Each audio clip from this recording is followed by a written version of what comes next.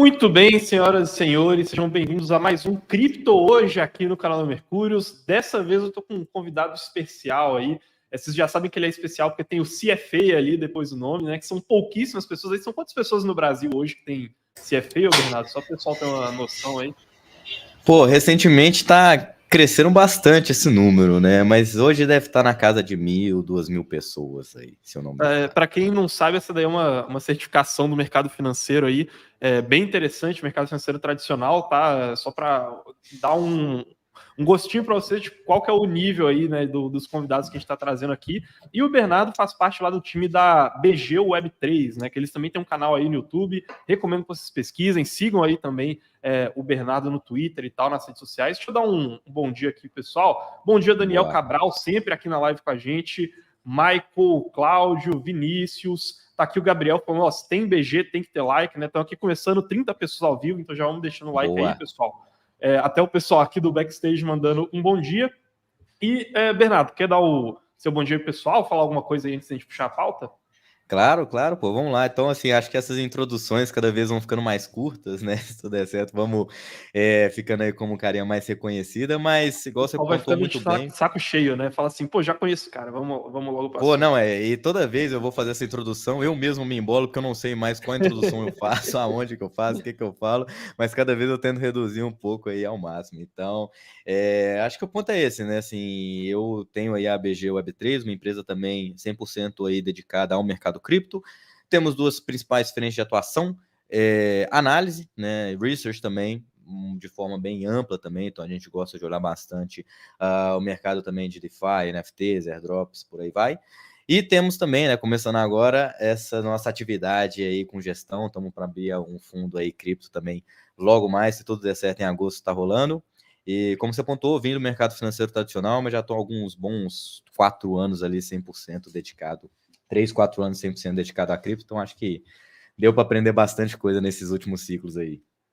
Boa, legal, né? O Gabriel Bius aqui comentando que o Danilo sumiu, curiosamente, aí desde quarta, né? Depois que o São Paulo perdeu ali pro Corinthians, tá sumido. Vamos ver se. Eu acho que amanhã ele ainda não volta, ainda tá se recuperando aí. Vamos ver se segunda-feira ele aparece de novo. Calma que lá Bom no, dia lá aqui. no Morumbi a história vai ser outra. Fala pro Gabriel ali que ele pode. Que ele tem até 16 Vamos de agosto aguardar. aí para comemorar.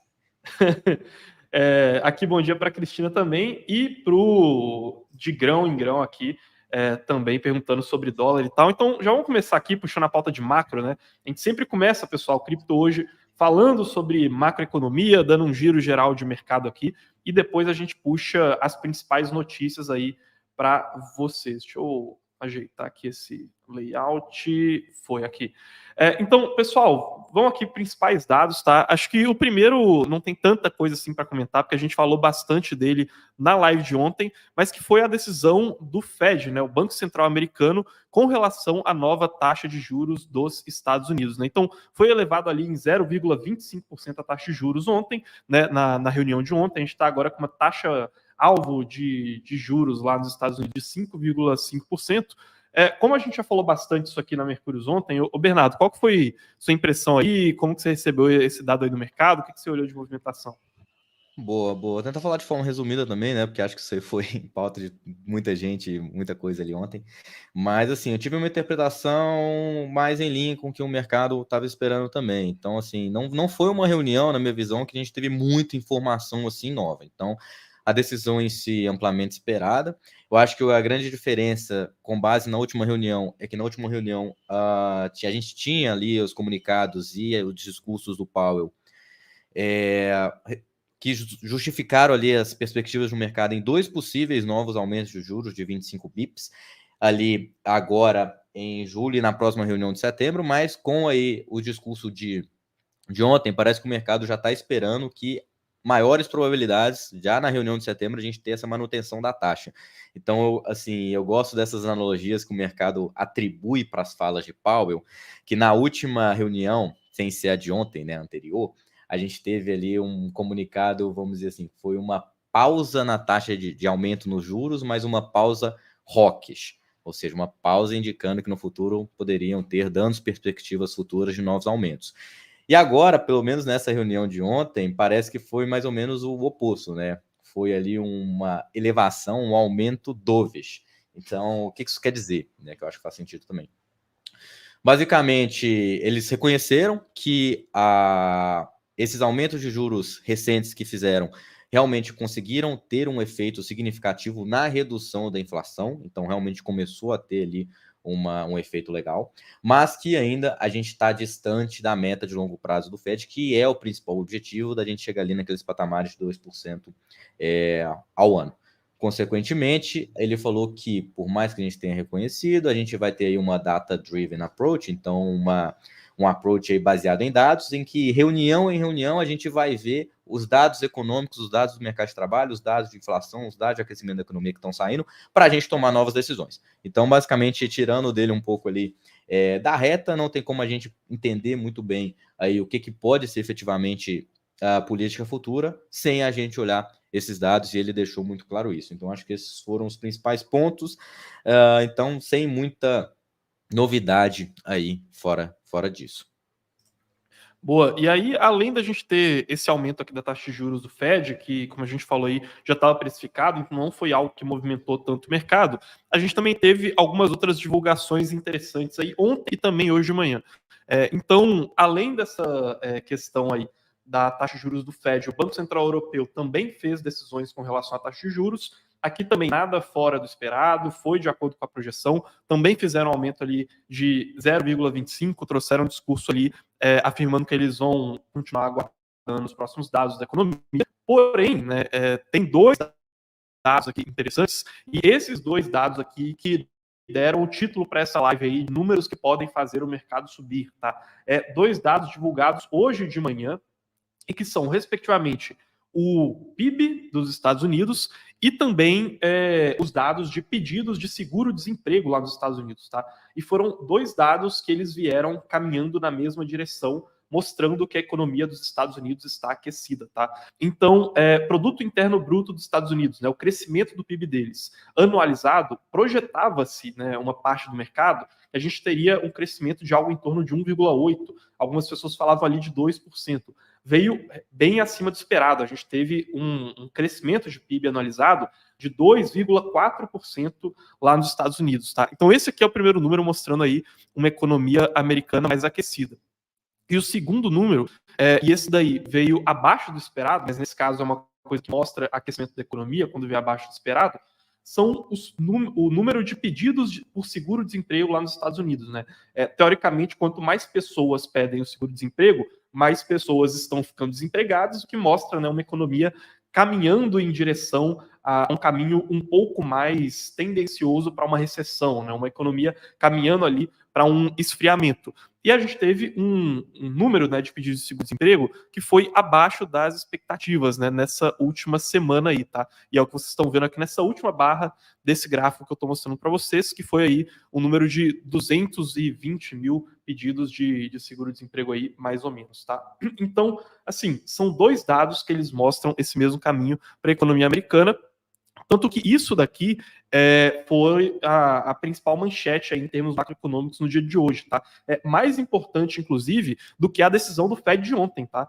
Que é uma coisa que eu venho falando há algum tempo aqui, né? Falei bastante ontem sobre isso, que, olha, conforme esse processo vai avançando, a tendência é que dados de crescimento econômico, de aquecimento da economia, sejam mais importantes do que a gente ficar olhando só para a decisão do Fed, porque a decisão do Banco Central Americano, ela acaba já estando precificada, né? E a gente está aqui vendo se desenhando um cenário, né, junto com o fato da confiança do consumidor ter vindo acima das expectativas logo no começo dessa semana. E aí agora a gente vê pedidos de seguro-desemprego vindo abaixo das expectativas, crescimento da economia americana vindo acima das expectativas. Cara, todo mundo vai estar prestando muita atenção na próxima, em dois eventos em específico, tá? Primeiro, na sexta-feira que vem, a gente vai ter vários dados sobre o mercado de trabalho americano. Vem o famoso payroll, né, que mostra a criação de novos empregos lá nos Estados Unidos. Vem também o número de inflação salarial lá nos Estados Unidos. Então, na sexta-feira que vem, vamos ter vários dados importantes aí com relação ao mercado de trabalho, e aí depois a gente tem que ver como que vai ser a inflação do mês que vem, tá? Que também vai ser muito importante, porque a gente vai ver se a gente vai continuar nesse caminho de aquecimento da economia, sem que a gente tenha uma alta da inflação, que é o que poderia deixar o mercado um pouco mais preocupado, porque poderia deixar, talvez, o Banco Central dos Estados Unidos de mãos atadas com relação a fazer incentivos para a economia, né? Parece que não é isso que está acontecendo. E aí, para a próxima reunião do Fed, a maioria das pessoas estão prevendo que a gente não vai ter nenhum aumento na taxa de juros, tá? Isso daqui estava um pouco mais dividido antes da gente ter essas divulgações aqui hoje de manhã, tá? Interessante notar isso.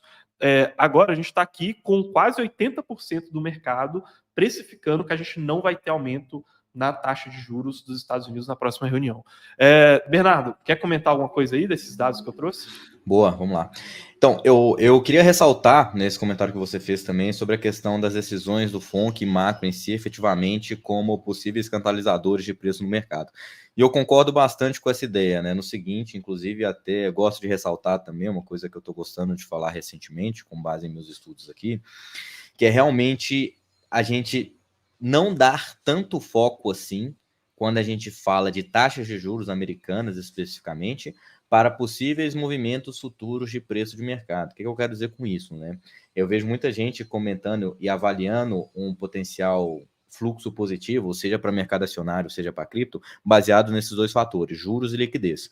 Só que na hora que a gente entra com mais detalhes nesses fatores, as coisas parecem que se confundem um pouco. Então, quando a gente fala de juros especificamente, eu fiz até uma thread recentemente lá no meu Twitter, que eu dei uma avaliada sobre esses ciclos de mercado. Então, não necessariamente quando o Fed começa a reduzir os juros, quando a gente chama que é aquele efeito de pivô, não é necessariamente nesse momento que os ativos de risco, e aí dando exemplo das bolsas americanas, vão ter uma performance positiva. A gente teve aí nas últimas 5 situações um movimento bem dividido. Então, em 2 casos a gente teve uma performance positiva, em 2 casos a gente teve uma performance negativa e uma performance mediana. Então, existem outros fatores que são bem mais importantes e bem mais determinísticos para justificar possíveis performances positivas do que efetivamente somente a taxa de juros em si. Exemplo, crescimento de lucros de empresa, mercado de trabalho, por aí vai, margens corporativas. Isso tudo, quando a gente fala de bolsa americana, eu acho que é muito mais determinante. E a questão da liquidez, eu acho que é muito também na interpretação. Ontem eu vi um gráfico, na verdade um gráfico que estava rodando aí nas redes também, que era basicamente a liquidez dos Estados Unidos medida aí pelo nível de reservas bancárias. Então você tem ali o Fed comprando títulos, esse dinheiro indo para reservas bancárias, consequentemente isso poderia refletir como liquidez no sistema. E aí a comparação desse aumento de liquidez com a Nasdaq. Então a gente está no momento em que, na teoria, essa liquidez está caindo e a Nasdaq continua subindo. E aí, né, um ponto de, o que seria liquidez nesse caso?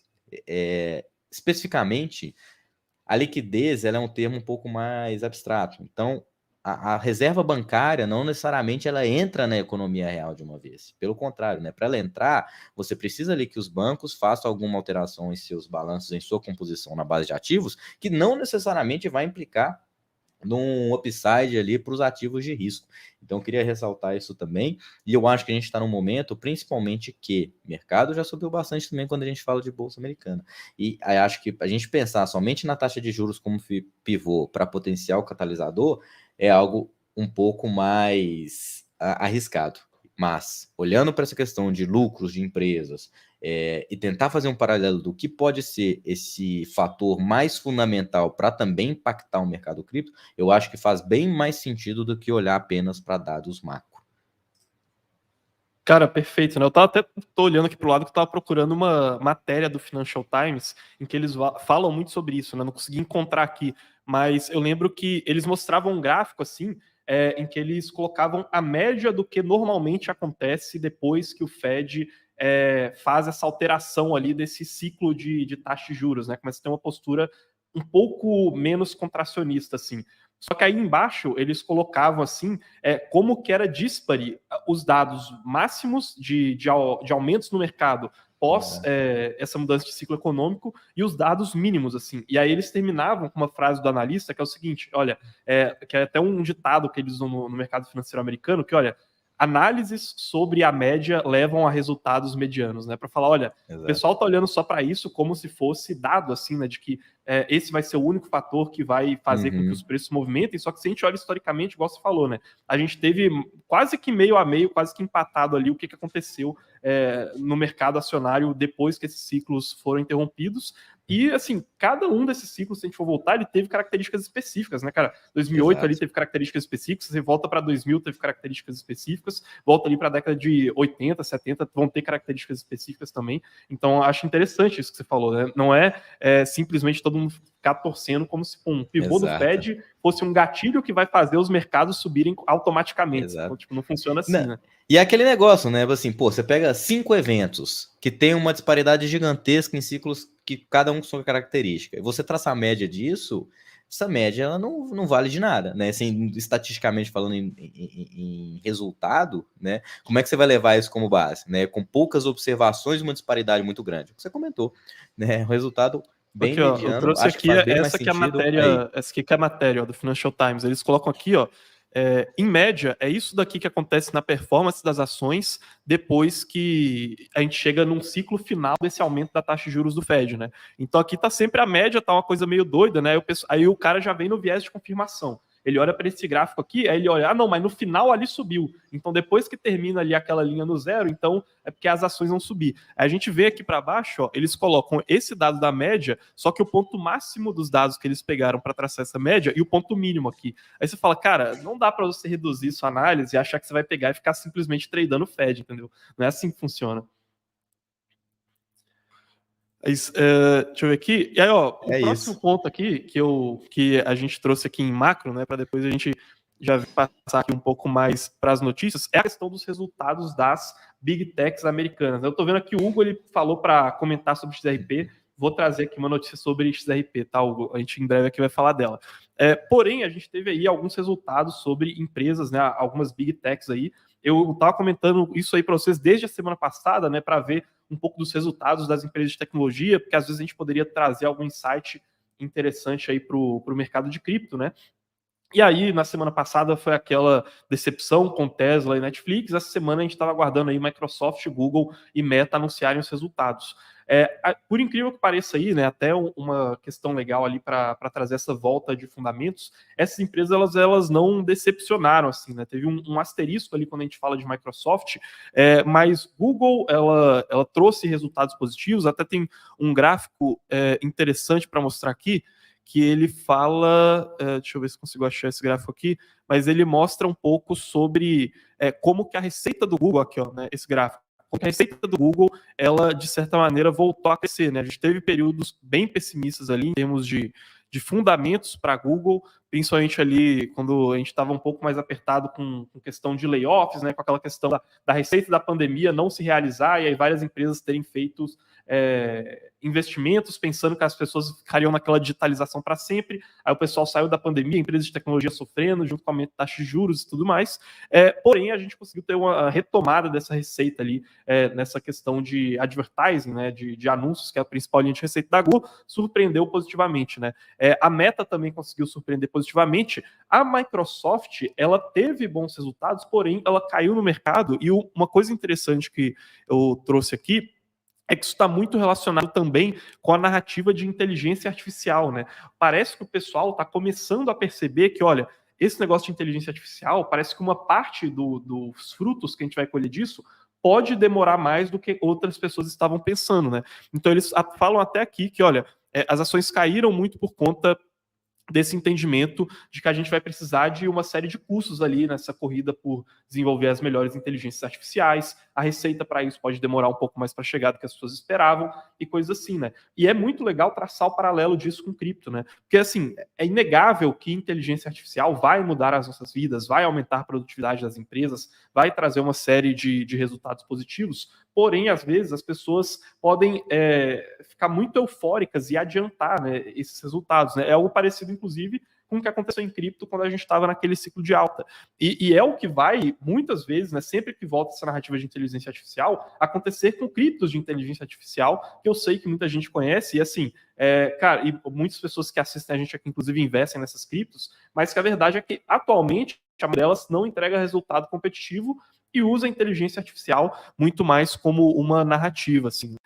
Bernardo, cara, quer comentar alguma questão aí em relação às Big Techs? E assim, como que você vê a relação disso com cripto, né? Principalmente, que eu acho que é uma coisa legal. Legal. Legal, legal. Então, falando ainda nessa questão de resultados corporativos, né, e principalmente performance de Nasdaq, eu acho que isso tudo está sendo um resultado e uma consequência do que a gente está vendo desde pós-pandemia. Então, e também situação macroeconômica. Então, depois que a gente teve recentemente, principalmente no ano passado, esses receios com relação à inflação que entraram na pauta principal, a gente teve um grande ajuste de expectativas aí que trouxe os ativos de risco para baixo e, consequentemente, as expectativas de resultados das empresas. E aí que, novamente, né, como fator determinante para a performance desses ativos, seria, no caso, esse ajuste de expectativas com relação aos lucros futuros das empresas, muito mais do que a inflação, a taxa de juros em si. E aí, parece que recentemente, né, desde que essas questões aí foram sendo cada vez mais, vamos dizer assim, resolvidas, os analistas e os investidores acabaram que pesaram muito essas expectativas com base nesses resultados. Então, agora a gente teve, principalmente recentemente, nos últimos resultados, resultados que estavam superando, né, as expectativas do mercado e, consequentemente, aí trazendo um paralelo de preço, níveis de preço positivos quando a gente fala aí nesses ativos. E é uma dinâmica interessante, né, porque a gente teve uma grande quantidade de layoffs também, principalmente nessas empresas de tecnologia, então demissões em massa, inclusive, Coinbase, eu acho que a maioria também ali da FENG também teve um grande número de demissões, reduzindo a base de custos. Isso também, no primeiro momento, foi algo que analistas enxergaram como negativo, por conta de capacidade de produção. Mas hoje em dia a gente consegue ver que isso aí foi eficiente, que essas empresas conseguem ainda manter taxas bem elevadas. Então, se a gente for ver taxas de margem, né? Se a gente for ver, por exemplo, Google, Meta, etc., são margens corporativas há muito tempo bem relevantes pelo tamanho dessas empresas. Isso, querendo ou não, tinha ali um impacto inflacionário legal. Mas quando você teve esses layoffs, e eu acho que é aí que entra também a inteligência artificial, porque você teve realmente esses layoffs aí de pessoal, e agora a gente está tendo principalmente um nível alto de investimento em iniciativas de inteligência artificial por parte dessas empresas, justamente a fim de melhorar ali eficiência e estrutura de custos, né? Então, você reduziu sua base ali de pessoas. Na minha cabeça é o seguinte, se agora a gente tiver que contratar, expandir ali a nossa quantidade de funcionários, a gente está investindo primeiro em inteligência artificial, porque querendo ou não é algo que tem potencial, é algo que relativamente ainda está no início, que ainda não gera resultados tangíveis, mas que tem aquele potencial, a gente não pode ficar para trás. Então, acho que isso acaba influenciando também esse dinamismo com base na inflação, porque você, querendo ou não, tem mais pessoas desempregadas, mas ao mesmo tempo as margens das empresas continuam mais altas, os salários continuam mais elevados também, e tudo isso é um ponto interessante. E cripto, né, eu acho que é aquela relação, assim, que tem um fit bem legal ali com inteligência artificial. A gente tem essa questão ali, principalmente das hypes também, que eu acho que da mesma forma que você tem uma corrida ali com gente investindo muito dinheiro ali em inteligência artificial, da mesma forma que o Facebook, né, o Meta lançou os resultados ontem, né, divulgou os resultados ontem e teve ali um resultado negativo, principalmente no setor de metaverso. Por quê, né? Investiram muito pesado nisso, e foi algo que ainda não se materializou, que você já tem um certo pessimismo nisso. Talvez a inteligência artificial seja parecido, talvez seja, mas independentemente ali, diferentemente do metaverso, pode ser algo ali que gere frutos, que melhore a eficiência, estrutura de custos e resultados ainda dessas empresas, que eu acho que é o principal ponto no radar, e tem um fit bem legal com cripto que pode acabar se beneficiando também, né? Então, alguns projetos aí que a gente gosta, que a gente acompanha. Por exemplo, recentemente a gente fez uma análise ali da Render Network, RNDR, o token, que é um projeto de renderização de imagens. Então, isso, querendo ou não, a gente acredita que tem um fit legal com inteligência artificial, e eu acho que cada vez mais vão surgir projetos que tragam alguma utilidade legal e que tem um vínculo próximo com isso daí. Então, é realmente algo que eu estou olhando, é algo que eu acho que a gente deve continuar olhando sim, não somente para o mercado, para essas empresas Bitex e Nasdaq, mas para cripto também, que eu acho que faz super sentido.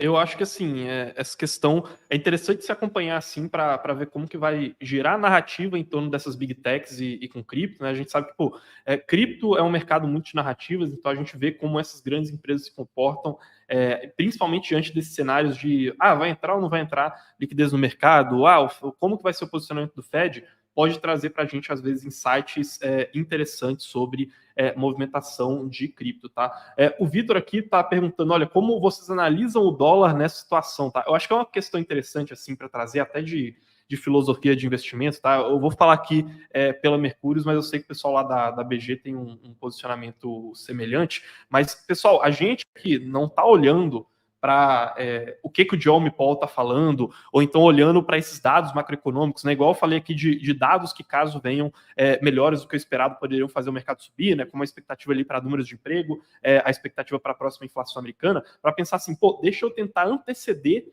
qual que é o próximo movimento de mercado, né, com base nesses dados econômicos, aí eu vou fazer um trade macroeconômico em cima dele, entendeu?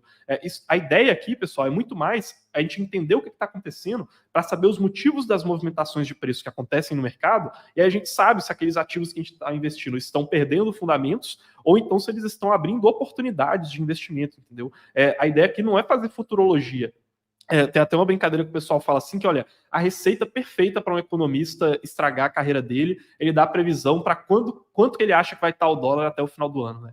Ou então perguntar para ele quanto que ele acha que vai estar a taxa de juros até o final do ano, entendeu?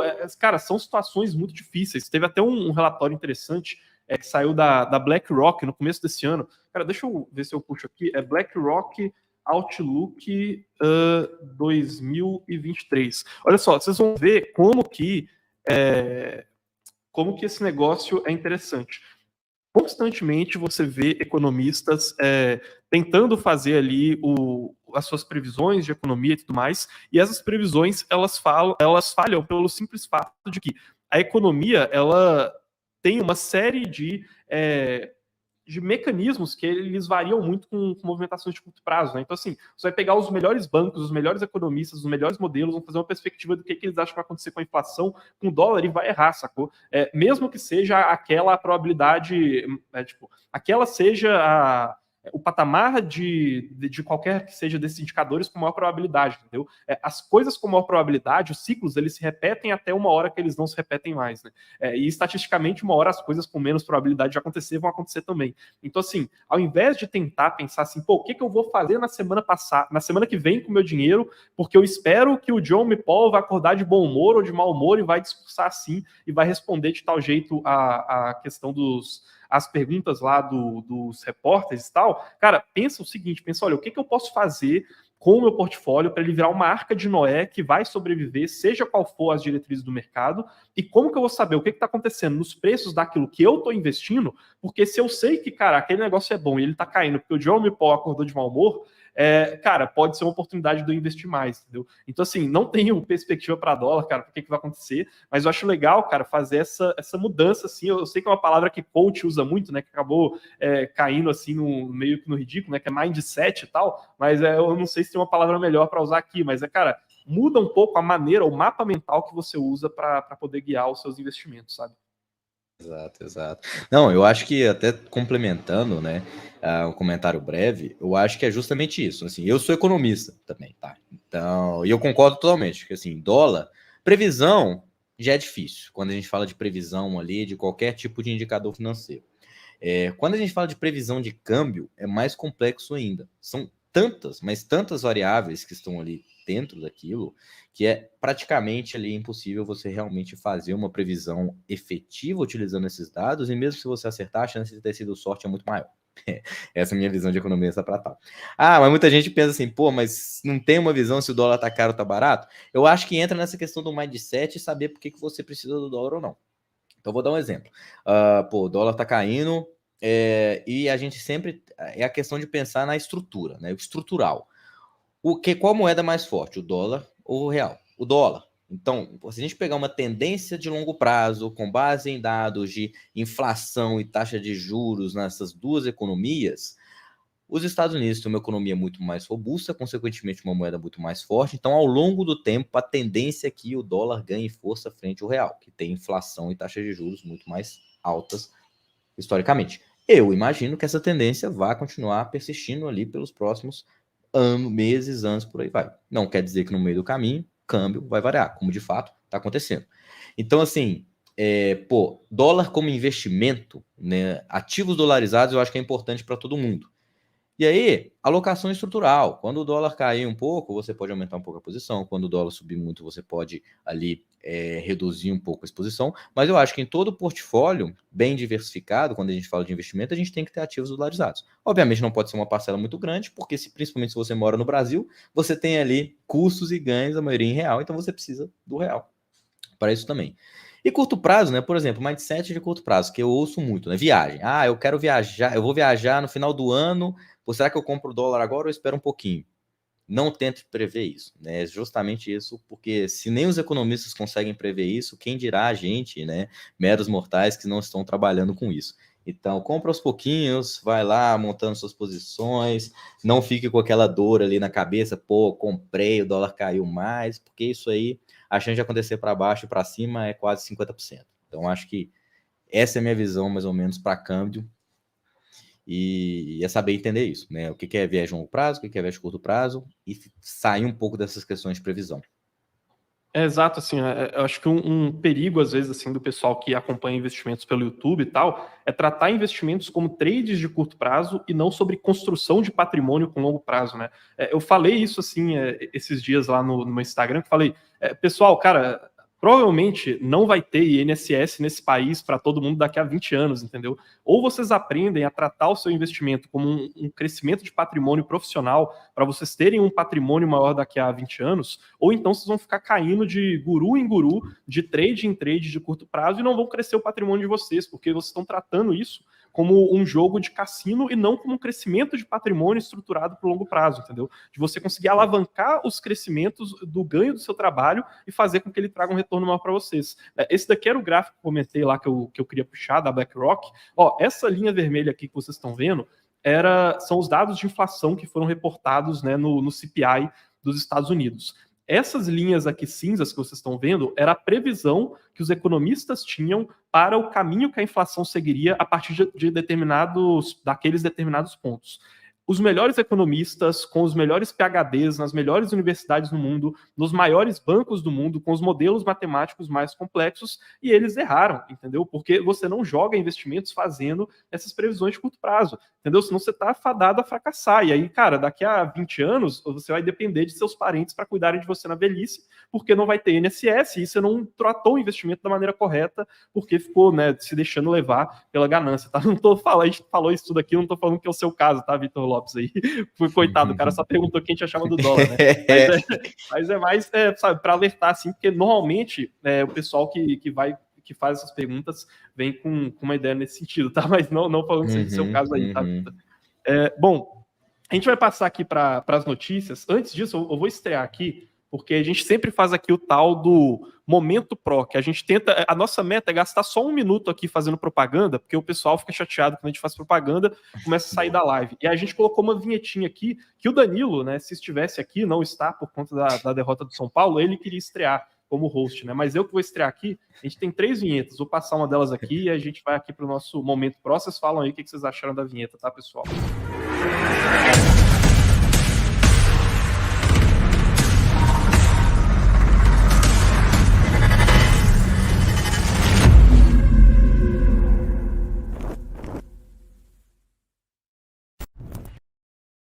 Olha aí, que chique, hein? O que vocês acharam aí? Ficou top, hein? Ó, mostrar aqui para vocês, deixa eu colocar, Momento Pro de hoje, então, falar um pouco sobre o que tem lá no Mercúrios Pro. Pessoal, a gente acabou de liberar lá a tão pedida análise de Polkadot, tá? Então, agora os assinantes da Mercúrios Pro têm acesso a esse PDF aqui. São mais de 70 páginas em que a gente fala tudo sobre a Polkadot, né? É até interessante, né? O pessoal aí recentemente estava falando muito sobre Polkadot 2.0, tem um vídeo meu aí no canal falando de Polkadot 2.0, mas lembrem-se que a previsão é que Polkadot 2.0 seja uma coisa a ser desenvolvida aí, cara, ao longo dos próximos 2 anos, talvez, entendeu? É uma série de atualizações. Então, a gente tem aqui um relatório exclusivo com tudo que a Polkadot é hoje, tá? É o pessoal falando aqui, ó, só faltou uma mineradora, aqui, ó, vinheta futurista, o Vitor aqui falando top. Ó, essa daqui é a análise que a gente tem lá, tudo sobre arquitetura, sobre tecnologia da Polkadot, tá? Tá lá disponível na Mercúrios Pro. E também, na semana passada, a gente lançou a primeira parte do meu curso lá sobre fundamentos técnicos da blockchain, né? Então, por exemplo, se eu vier aqui em, ó, criptografia das carteiras do Bitcoin, né? Esse aqui é um vídeo lá, que aula 3 desse curso lá que saiu na semana passada no Mercúrios Pro. Essa semana aí eu devo gravar as próximas aulas desse curso. Deixa eu ver se vai carregar aqui para poder mostrar para o pessoal. Mas então a gente está lá toda semana liberando novas análises, liberando novas aulas do curso, enfim, né, liberando as carteiras. Bom, aqui tá difícil para carregar, acho que não vai dar para mostrar. Se depois carregar aqui, aí eu mostro pro pessoal na metade da live. Mas é isso, tá, pessoal? Quem quiser se tornar Mercúrios Pro, ter acesso à carteira de investimentos em cripto da Mercúrios, a todas as análises que a gente faz, aos nossos cursos, ao suporte da Mercúrios, é só acessar o primeiro link aí na descrição, tá? Mercúrios Pro tá aberta, vocês vão falar com um especialista lá no nosso time que vai atender vocês. Bom, já que não carregou o vídeo aqui, que minha internet está complicada, vamos para as notícias aí dessa semana, ô Bernardo, que a gente separou coisas para falar sobre Solana, MakerDAO Bora. e XRP. Posso começar aqui com a Solana ou você quer puxar a MakerDAO já de uma vez? Não, pode. Vamos começar pela Solana. Acho que Maker vão ser só apenas alguns comentários, mas vamos Solaninha primeiro, que eu acho que é mais legal e melhor. Boa, vamos lá. Pessoal, seguinte, Solana trouxe todo aquele desespero para o mercado lá, estava relacionado com a FTX, né? O Caio aqui falando que depois dessa vinheta a gente precisa de pelo menos 100 likes, hein, pessoal? Então, coloquem o like aí, que é para a gente pagar pela produção da vinheta em tempos de lateralização do mercado e vacas magras aí. Mas, ó, seguinte, todo mundo ficou desesperado com a Solana, teve questão da FTX, Solana atingiu mínimas ali, desenvolvedores abandonaram a Solana, projetos que estavam lá, em grande parte, eram contaminados financeiramente pela FTX, então deu um monte de problema em Solana. Porém, a gente teve aqui, eu estou trazendo o que a 21 Shares, que é uma grande empresa aí de pesquisas e fundo de investimentos em cripto, trouxe no relatório que eles divulgaram no dia 25, né? Então saiu ali na terça-feira esse relatório, e eles falaram bastante sobre Solana, tá? E é bem interessante a gente ver como que a Solana ela continua construindo. Primeiro ponto, tá? Recentemente, quando a gente teve a conferência da Ethereum lá em Paris, e que trouxe todas aquelas atualizações que a gente falou aqui para vocês, de Uniswap, de Lens Protocol, de Chainlink, de Aave, no meio ali da conferência da Ethereum tinha um infiltrado que era o time da Solana. Aí você está pensando, cara, o que esses caras da Solana estão fazendo aqui no meio da conferência da Ethereum? E eles fizeram alguns anúncios muito legais, tá? Primeiro, eles anunciaram que eles estão trabalhando em ferramentas melhores para os desenvolvedores da Ethereum conseguirem migrar os seus aplicativos para dentro da Solana. Então eles liberaram duas coisas aqui. Primeiro, um compilador ali, né, que deve transpor aqueles códigos que são escritos na linguagem da programação da Ethereum para a linguagem de programação da Solana, né? Óbvio, é uma coisa ainda em estágio inicial, então pensa, né? Até entre Ethereum e segundas camadas da Ethereum a gente não tem uma compatibilidade completa de códigos, né? Imagina ali você usando um compilador para trazer da Ethereum para Solana, que usa Rush, né? Enquanto que a Ethereum lá usa Solidity. Porém, é um passo interessante, mostra que eles estão querendo atrair a galera do ecossistema da Ethereum, tá? E junto com isso também, eles anunciaram o lançamento de uma segunda camada da Solana que usa a máquina virtual da Ethereum, né? Ou seja, aqueles aplicativos que são feitos para Ethereum agora vão poder dar os seus primeiros passos para se integrar com a rede da Solana, tá? De uma forma muito mais simples. E segunda notícia aqui que eles colocaram, eles estão trazendo também o que eles chamam desse programa Game Shift ali, que deve integrar algumas aplicações de Web3 e games ali com algumas APIs para tentar aumentar o desenvolvimento de games também lá na rede da Solana, e que era um grande trunfo da Solana, né, que se gabava muito por poder ser uma boa rede para jogos e tudo mais. Eles estão aí com esse programa aí, o tal do Game Shift, para poder simplificar a produção de jogos em Web3 dentro da rede da Solana. E, diante disso, né, uma coisa que eu queria mostrar para vocês é que, olha, a Solana, ela ainda é a quarta rede com mais desenvolvedores, né? Ela é uma das 4 que está acima do Bitcoin, né? Que são Ethereum, Polkadot e Solana, né? Com a Polkadot, com a Ethereum, né? Tendo uma margem muito maior com relação às outras, e essa margem também ela é considerável quando a gente vai ali de Cosmos para Solana, né? E se a gente for ver aqui, a gente vai reparar que, olha, os desenvolvedores da Solana, eles tiveram uma queda aqui, né? O que eu estou mostrando nesse gráfico, deixa eu ver se eu consigo aumentar o zoom aqui. Aí, né? Esse gráfico aqui está mostrando justamente isso. A gente teve uma queda de desenvolvedores na Solana, porém, mesmo com essa queda aqui, depois da FTX, a gente continua bem acima do que a Solana era em ciclos de mercado passados, né? Que era um risco antes, né? A gente vê sempre quando esses ciclos de mercado vão passando, algumas altcoins elas meio que ficam pelo caminho ali e elas não conseguem retornar. A Solana caiu, assim como várias outras também caíram. Foi uma queda maior do que a gente teve, evidentemente, ali em Ethereum ou em Polkadot, porém, ela mostrou uma certa resiliência em atividade de desenvolvimento. E aí fica essa questão aí, né, essa pergunta fácil que eu vou passar aí para o Bernardo, que Bernardo, você acha que o ecossistema da Solana tem volta? Você acha que o negócio Boa. pode ter ali? Como você está acompanhando isso? Boa, boa. Então, assim, eu tenho acompanhado Solana bastante recentemente. E desde que aconteceu o FTX, eu acho que a gente teve um movimento ali que realmente estava tudo muito nebuloso, né? Então, assim, uma rede que estava sendo considerada morta por conta de todos os backers aí que estavam envolvidos com a Solana nesse caso. Então, pô, desenvolvimento em DeFi, aplicativos, tudo secou, então realmente foi um movimento muito difícil ali para a Solana. Mas agora que a poeira baixou, né, depois a gente foi ver, eu fui vendo principalmente, fui discutindo lá com o time, eu fiquei até surpreso, mais positivamente, por conta de onde que a Solana está conseguindo estar agora. Então, claro, eu acho que tem volta. Claro que em termos assim, vai voltar ali para o seu all-time high, eu acho que é muito difícil, até porque pela dinâmica de preço que a gente tinha com esses VCs e esses backers lá atrás, naquele mercado totalmente ali disfuncional, né? Quem não lembra ali de Solana Solana atingindo bi de market cap, mas isso não quer dizer que eu não acho que tem potencial aqui agora. E eu acho que tem, porque cada vez mais, né, inclusive a gente comenta aqui internamente com o time da Mercúrio também, parece que a Solana vem se mostrando como uma dessas alternativas à tese modular do mercado cripto, né? Então a gente tem ali uma estrutura monolítica que, querendo ou não, pô, já está aí há bastante tempo também, que, pô, apanhou bastante ainda, tá aí e tá se desenvolvendo e tem esses dados muito interessantes que você pontuou. Então, eu acho que esse é um primeiro ponto. E além dessa questão da arquitetura, do desenvolvedor também, eu acho que a gente olhar para dentro do ecossistema, do que está sendo efetivamente construído de solução ali, que pode atrair usuário, pode atrair TVL, pode atrair, enfim, soluções, eu acho que a gente tem dados muito interessantes também. Então, eu gosto de acompanhar esses relatórios trimestrais, principalmente lá da Messari. Alguns são gratuitos, acho que a Solana tem alguns gratuitos também. E alguns pontos me chamam muito a atenção, né? Principalmente quando a gente fala de ecossistema DeFi, que, querendo ou não, hoje a gente está tendo um crescimento interessante e principalmente vindo de LSDs, né, de Liquid Staking. Então, da mesma forma que a gente teve aí um crescimento grande de Liquid Staking em outras redes, a Solana agora vem ganhando força nisso daí também, o que eu acho que é sim um ponto de atenção. O mercado de NFT sempre foi um mercado relativamente forte, o segundo atrás do Ethereum, foi assim bastante tempo, continua assim, por mais que os números estejam caindo bastante. A gente teve aí uma iniciativa recente que eles criaram ali, esqueci o nome, Tensor,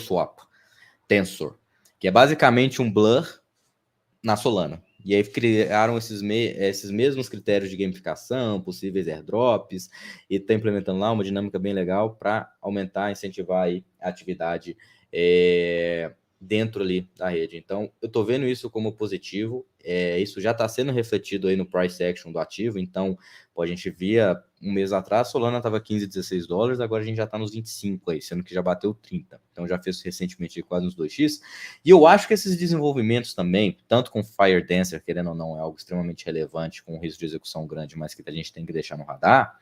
Eu vi uma pergunta aí nos comentários também com relação ao Saga, né, mobile, e importante, e eu acho bem legal comentar disso. Recentemente também a gente teve uma abertura para novos pedidos de usuários do Saga, e eu acho que assim, você trazer o mobile em Saga blockchain. é o stack deles ali de desenvolvimento mobile, né? No Ou é mobile. tipo o nome do telefone, não é uma coisa assim? Eu não sei se é o nome do telefone ou o nome do sistema que eles utilizam, mas enfim, me referindo ao telefone em si, a tecnologia, Aham. né? É uma alternativa que você tem ali de trazer para os usuários, querendo ou não, a gama mobile hoje é muito maior, né? É gigantesca. E em termos de review, já é um trem que já foi lançado há algum tempo, né? Já é uma alternativa. E eu não vi nenhuma revisão ruim do produto. E com certeza, se tivesse, a gente teria visto, né? Porque notícia ruim espalha muito mais rápido. Então, me leva Principalmente a crer. Solana, né? Principalmente Solana. Então, me leva a crer que isso aí está sendo interessante. Eu acho que sim, é uma quebra de barreira de entrada muito legal ali quando a gente fala de UX, principalmente para usuários em blockchain, que é algo que hoje é um grande desafio também, a gente sabe que é. Eu acho que a Solana está tendo essa iniciativa bem legal com isso também. Então, me deixa construtivo, é aquele negócio, sempre cauteloso, sempre gostando aí de acompanhar. Fazendo um disclaimer, eu tenho algumas Solaninhas também na minha carteira, pretendo continuar carregando um pouquinho. Eu acho que a gente tem uma boa relação risco-retorno, assim, e acredito sim de ser uma candidata alternativa aí de Layer 1, que pode, talvez, no próximo ciclo, ainda outperformar com relação ao Ethereum. Eu acho que é possível sim. Boa. E assim, acho que é interessante a gente perceber, né? O Rafa, que ele comentou nos comentários, eu tô lendo o nome de todo mundo pela metade agora, porque depois o pessoal começou a me trollar com os nomes aqui, aí eu lia e eu não percebia, agora eu leio tudo pela metade. Ele pergunta aqui quanto que a FTX tem de correlação com a Solana atualmente. E é interessante notar, pessoal, que tem muita infraestrutura que foi construída na Solana que ela permanece, mesmo depois da queda da FTX, né? Então, só para dar um exemplo para vocês, quando a gente fala de aplicações, a gente tinha a Serum, por exemplo, uma das maiores aplicações de DeFi lá de dentro da Solana, e que ela acabou caindo porque ela dependia muito de liquidez e desenvolvedores sustentados pela FTX, e a gente teve que surgir um fork, né, ou seja, uma cópia do código da Serum para reviver ali essa usabilidade na Solana. Entendeu? Então, você tem que meio que dar 2 passos para trás para depois ir lá e voltar a caminhar para frente, né, digamos assim. Quer dizer, dar 1 passo para trás para depois dar 2 passos para frente. Porém, em termos de infraestrutura, tem boa parte da infraestrutura que foi construída e que continua lá. Por exemplo, né, até em conexão com o mercado institucional. A gente tem o próprio Saga, que é esse programa da Solana para desenvolver aplicativos mobile. A gente tem, por exemplo, uma coisa que pessoas não se atentam, custodiantes institucionais que oferecem custódia de tokens para a rede da Solana, né? Que assim, as pessoas não percebem isso, mas olha, quando uma BlackRock quer investir em cripto, quando algum fundo de investimento grande quer se expor em cripto, ele não vai lá o Larry Fink, o CEO da BlackRock, pegar um papel lá, anotar as 12 palavras dele e deixar na gaveta dele, entendeu? Ele precisa de um custodiante institucional. Existir esses custodiantes, às vezes, podem gerar uma destrava de valor para muitas criptos, e por muito tempo isso existiu só no Bitcoin. Depois passou a existir também no ecossistema da Ethereum, para os tokens ERC20, né, que tem um padrão de custódia próprio. Quando você abre um padrão de custódia para os tokens ERC20, aí várias criptos do ecossistema da Ethereum podem juntas entrar nessa oportunidade oferecida por custodiantes.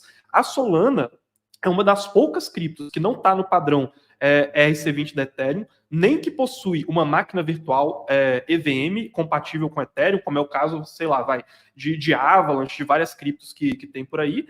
Porém, mesmo assim, ela tem um padrão que começou a ser aceito por custodiantes institucionais, entendeu? Então, assim, infraestrutura, conexão com o mercado institucional, boa parte disso permaneceu, tanto que boa parte dos desenvolvedores ainda estão lá, ainda é um mercado muito relevante, né? Caiu um pouco ali de patamar, com certeza, né? Antes era, cara, em muitas métricas era praticamente ali disputando Ethereum e Solana ali, a Solana tentando alçar uma concorrência com a Ethereum, né?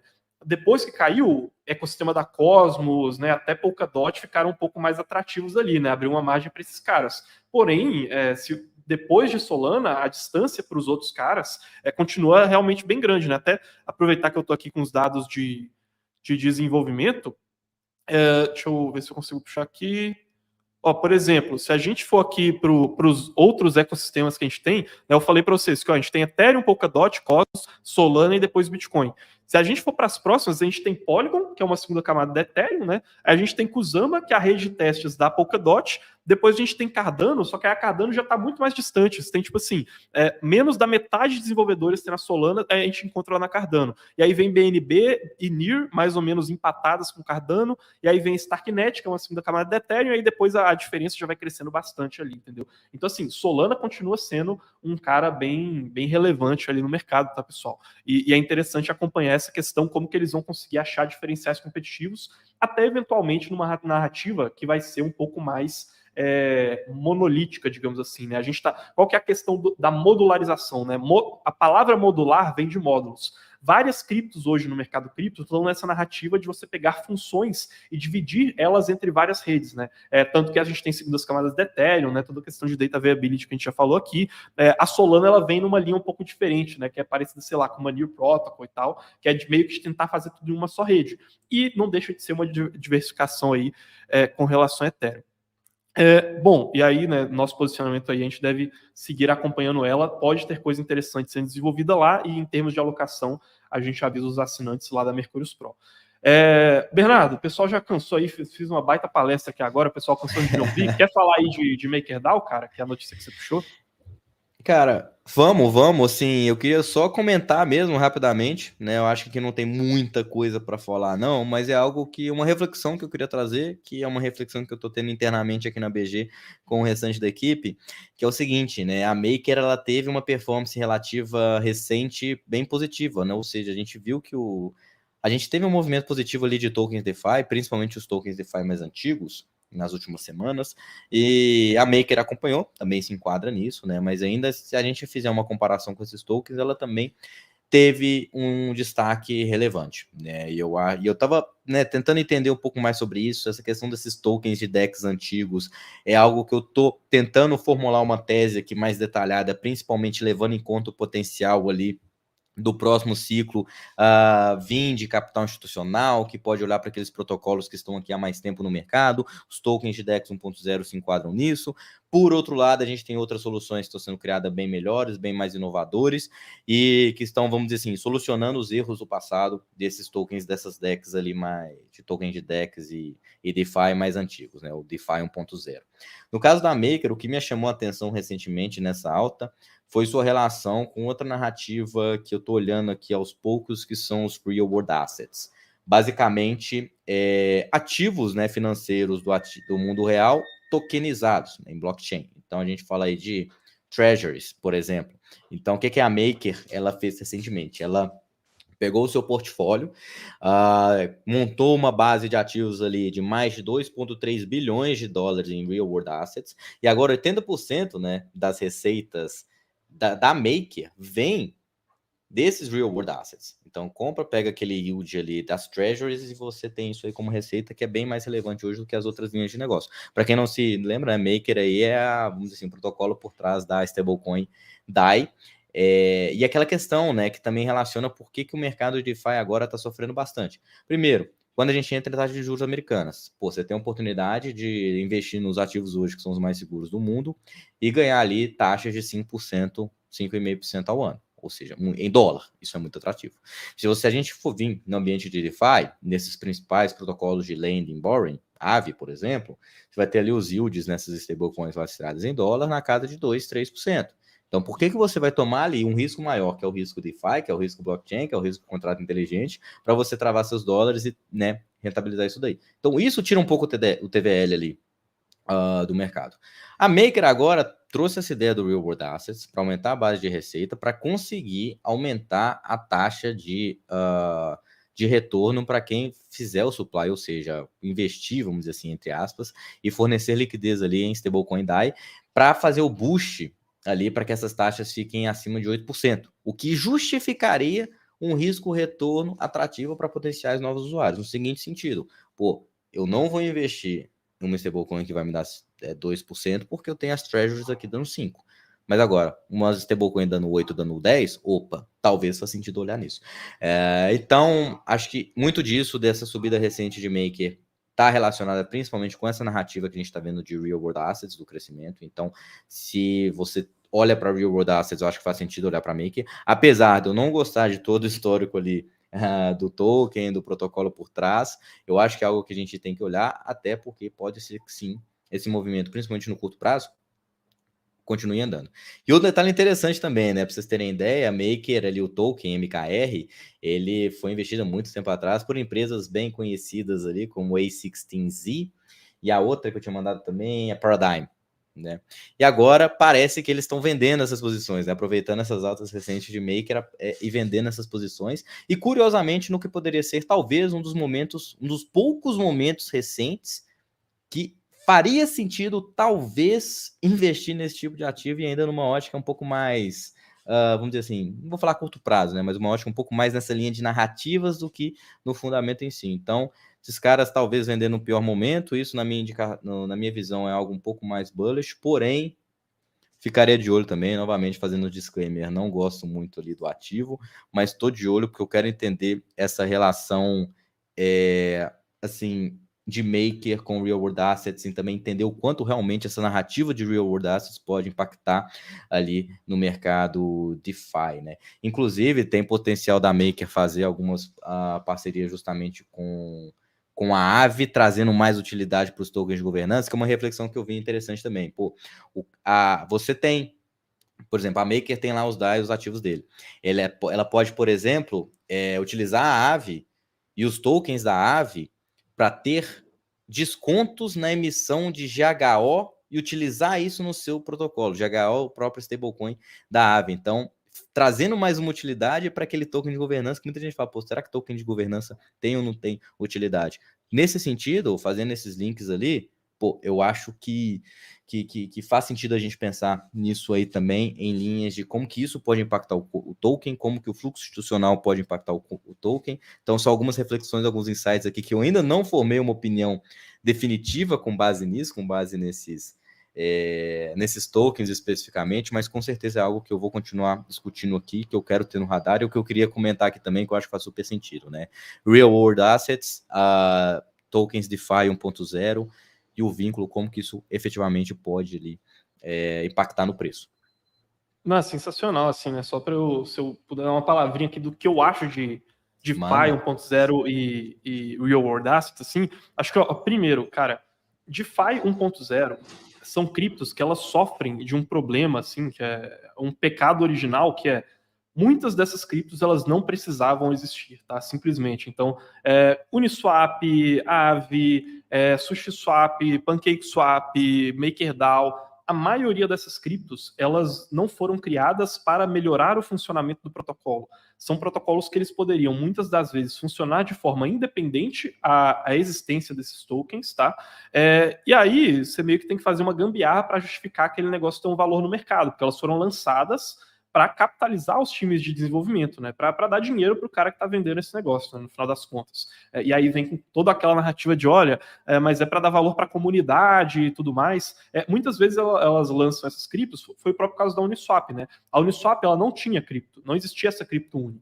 Aí veio a SushiSwap, copiou o código da Uniswap e lançou a cripto Sushi. E aí, nas remunerações da Sushi, ela tinha os tokens para dar como parte da remuneração, né?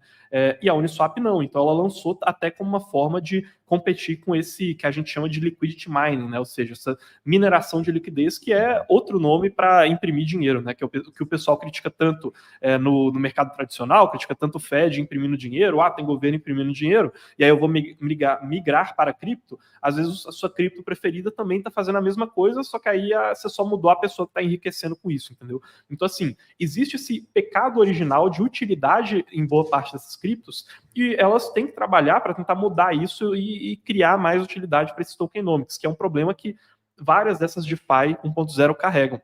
E sobre Real World Assets, é uma avenida de crescimento muito interessante, né? O Bruce ele até comentou aqui que a Aave parece estar mais bem preparada para poder capturar esse movimento de Real World Assets, mas, assim, Real World Assets é algo que eu não tenho nem palavras para descrever como que esse negócio pode ser importante para o futuro do mercado. Assim, a gente não pode esperar que cripto vai crescer simplesmente se cripto continuar sendo um cachorro correndo atrás do próprio rabo, entendeu? Se cripto só ficar fazendo produtos voltados para cripto, como que cripto vai engolir o restante dos outros mercados, né? A gente precisa ter ativos do mundo real interagindo com cripto, com a blockchain de forma segura, de forma despermissionada. Senão você vai falar, pô, estou usando cripto como um sistema alternativo, como um sistema seguro, só que aí você não consegue interagir propriedades como a sua residência dentro de cripto, pegar empréstimos de verdade, né, igual o pessoal faz com banco, só que distribuído para grande parte da população dentro de cripto, fazer operações financeiras lá dentro. Para você fazer isso, você precisa ter uma expansão de cripto para o mundo fora de cripto.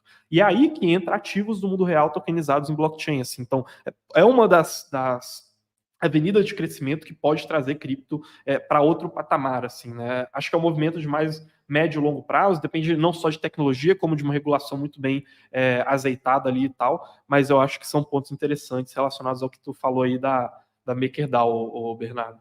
Quer completar mais alguma coisa aí?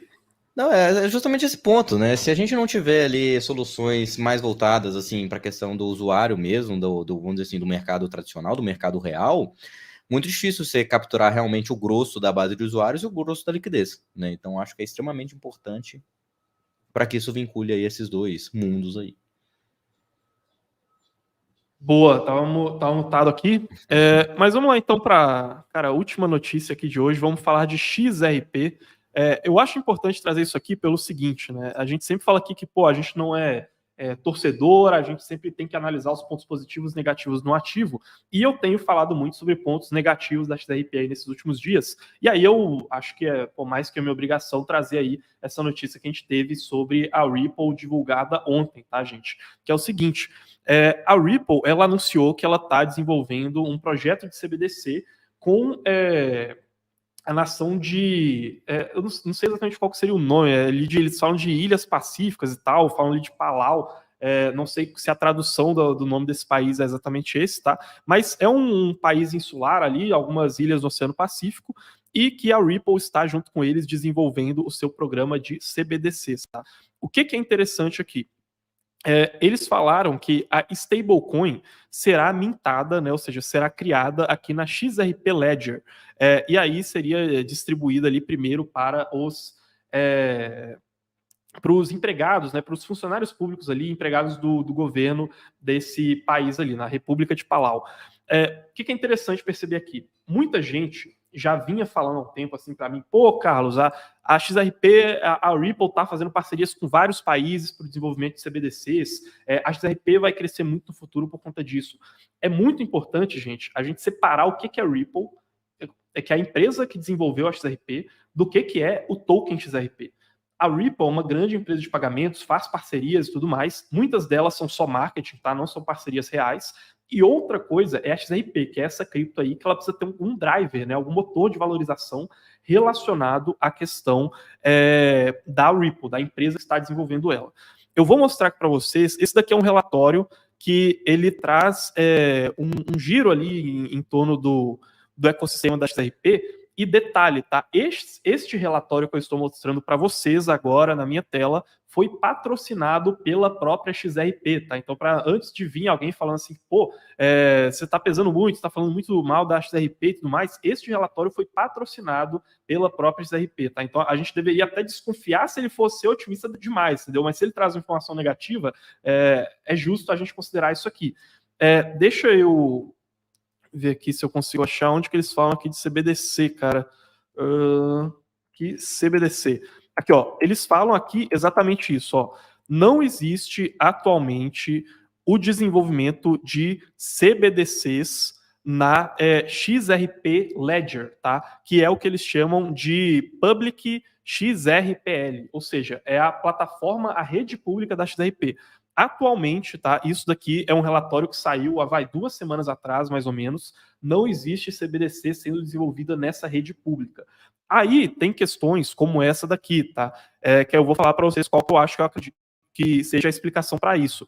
Da Ripple desenvolvendo ali várias parcerias para o desenvolvimento de CBDC e tudo mais. Eles falam aqui que teriam aproximadamente 20 países com planos de desenvolver CBDCs e que a Ripple, a empresa que desenvolveu a XRP, estaria em comunicação para esses planos, tá? Isso daqui é o site oficial da própria Ripple agora, tá? Então eles falam que, olha, a Ripple atualmente está falando com mais de 20 países com planos para o lançamento de uma CBDC, tá? Isso aqui é o relatório da própria XRP. Porém, nesse relatório, quer dizer, ou melhor, da própria Ripple. Porém, nesse relatório aqui, eles não falam diretamente da ledger pública, ou seja, da rede pública, que é aquela XRPL que eu falei para vocês. Eles falam aqui sobre criar redes privadas para essas CBDCs, e aqui é o único trecho em que eles falam que existe a possibilidade dessas redes elas capturarem vantagens com relação à rede pública da XRP, né, que é essa XRP Ledger. Porém, eles não mencionam diretamente que essas CBDCs seriam desenvolvidas ali. Então, o que eu entendo, tá? Tendo como base isso, tendo como base o relatório que foi patrocinado pela própria Ripple, tá? É que a maioria dessas parcerias são muito iniciais, são conversas e elas estão sendo desenvolvidas em redes privadas, tá? A primeira vez que eu ouvi falar aqui da rede pública da XRP sendo utilizada foi agora nessa notícia de ontem da República de Palau, tá? Então, foi a primeira vez que eu vi isso daqui sendo falado e eu nem sei se é diretamente realmente a rede pública ou se seria uma cópia privada dessa rede, tá? Isso é muito importante porque é a rede pública da XRP que gera demanda por tokens da XRP, que poderia fazer a XRP se valorizar, entendeu? Então não adianta a Ripple fazer uma série de parcerias se elas são parcerias privadas da empresa Ripple e não envolvem a rede pública da XRP. Eu vi que essa notícia, ela deixa entender que pela primeira vez, né, isso aí somando com os relatórios da própria Ripple, dizendo novamente aqui, que essa poderia ser uma das primeiras redes que talvez fosse ter uma comunicação maior com essas redes públicas da XRP, tá?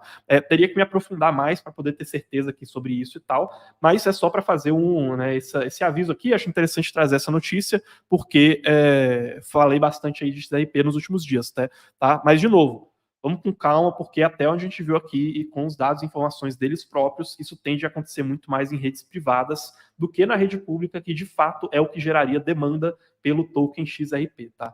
E aí, como eles mesmos disseram lá no relatório, atualmente não existe nenhum projeto sólido sendo desenvolvido lá dentro. Bom, Bernardo, quer falar alguma coisa aí sobre XRP? Eu vi que vocês estavam fazendo até gostam tanto de XRP que estavam até querendo distribuir ela de graça na pesquisa que vocês estavam fazendo. Não, só no sorteio mesmo, né? Gostar é uma palavra muito forte aí para isso daí.